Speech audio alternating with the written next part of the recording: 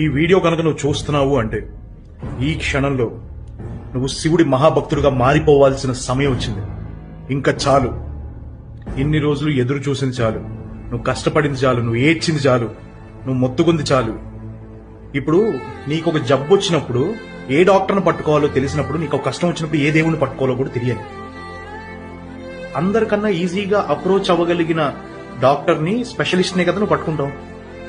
So అలాంటి ఒక specialist ఏ కష్టానికైనా దేనికైనా సొల్యూషన్ చెప్పగలిగిన వాడు పరమేశ్వరుడు. ఇది గుర్తుపెట్టుకో.